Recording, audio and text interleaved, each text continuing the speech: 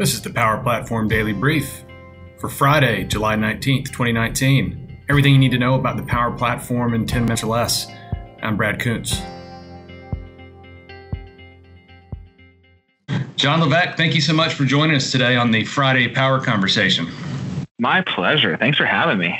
Absolutely. Jon, you're the Senior Platform Evangelist for Flow, I think. Is that correct? Yeah. Okay, great.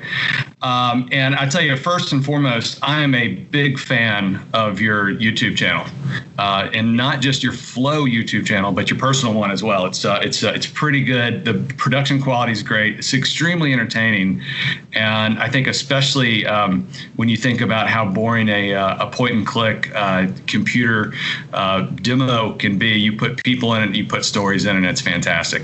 Thank you so much. Yeah, I try to. And it's funny, I'm combining those worlds, right? Like the personal and the professional. And a lot of people have told me, like, don't do it. Like, separate the channels, keep a professional one and keep a personal one. But, I feel like for me to get across myself authentically, it's like, no, you get the whole thing. I am a technical being. I am teaching, but I just like to have fun and adventure and travel too. And that's just as important to me. Yeah, absolutely. I really like the one too, where I think you're traveling around the world, building community. You're telling a story there, and it's fantastic, and it's stuff that a lot of us do all the time. We go to a bunch of conferences in the course of a year. We're talking to people. We don't make a record of it, and we don't kind of celebrate it for what it is.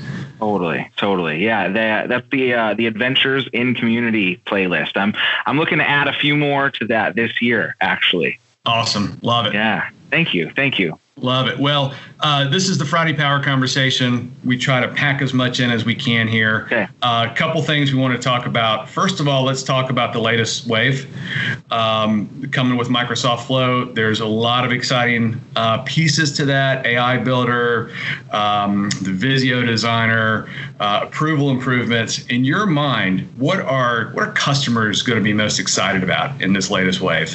I think, 2 or 3 things come to mind really, really fast. I think the first one, you mentioned it's AI Builder. I think, democratizing this level of AI technology to the citizen is just extremely exciting. And it's crazy powerful to think about how people are going to be able to use this in the field. And for those that aren't familiar, the AI Builder, it's just a way that allows you to simply build a machine learning model. So for instance, if you've watched any of my videos, I have one called Hot Dog, Not Hot Dog. And I had to go in Azure and I had to build a model that recognized hot dogs, right? And now what we've done is we've brought that same experience into the Power Platform and made it a lot simpler so that you can build that same solution without having to go and use those Azure services directly. And so that's a major one. I think that's going to be huge. The application there will be insane. I think another one, though, that goes kind of hand in hand with that is geo triggering. So we have a geo trigger that's going to go generally available. And so what that means is you'll actually be able to build a little virtual fence around an area. And when you enter that area or exit that area, depending on how you build your flow, a flow will then trigger.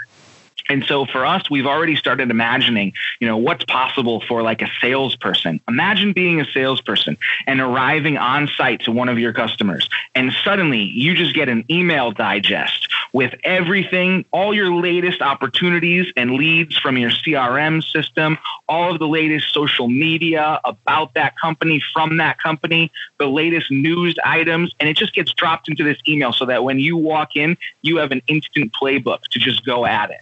Now, that's just like one way that trigger can be used. It's one of the ones I'm most excited about, but I think that also, lends itself to some massive opportunity that we haven't really been able to tap into before.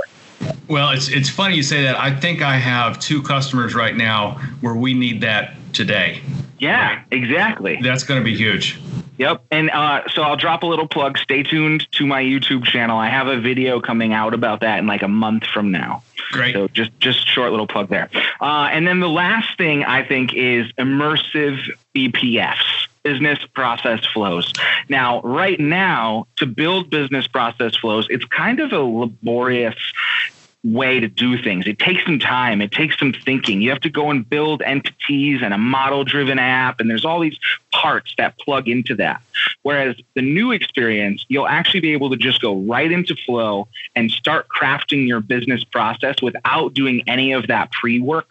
That will kind of all be done for you as you're crafting your business process flow. The entities will be created. You'll be able to add fields. It becomes a much, much simpler process. So for those of you who are in that world, who know what BPFs are, who do dynamics and CDS, this flow change to the way we're doing it makes it much faster. Got it. Okay, that's great. Yeah, that's exciting. So, and then back to the hot dog, no hot dog. Hopefully, you can have a better outcome than the guys at Pied Piper did on that one.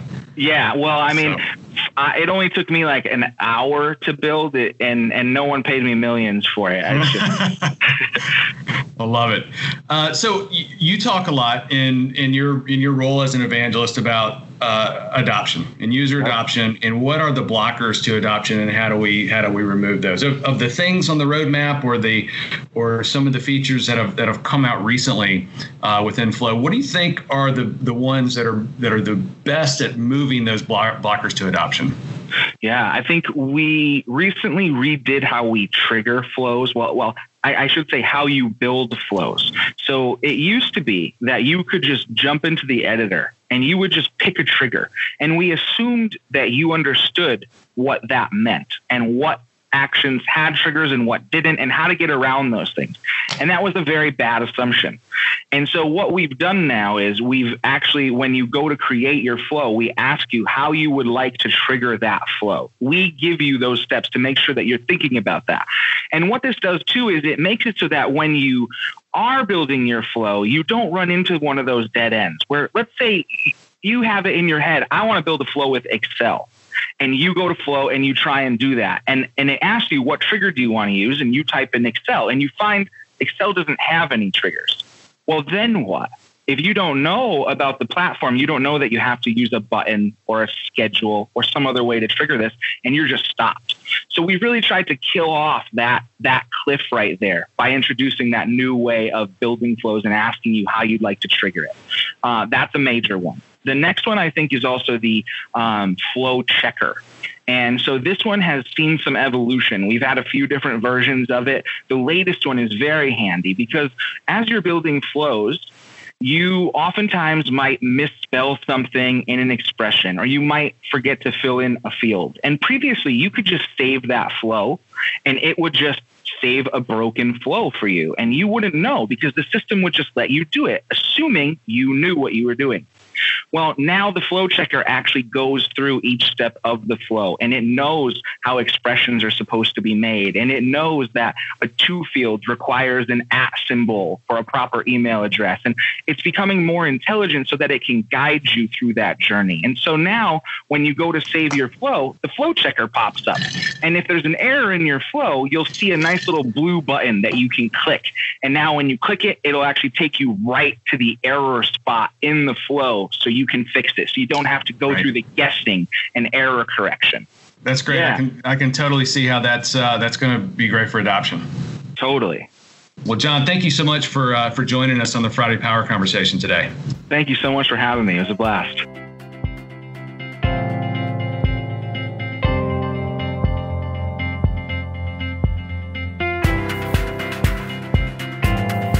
That's all for today's Power Platform Daily Brief.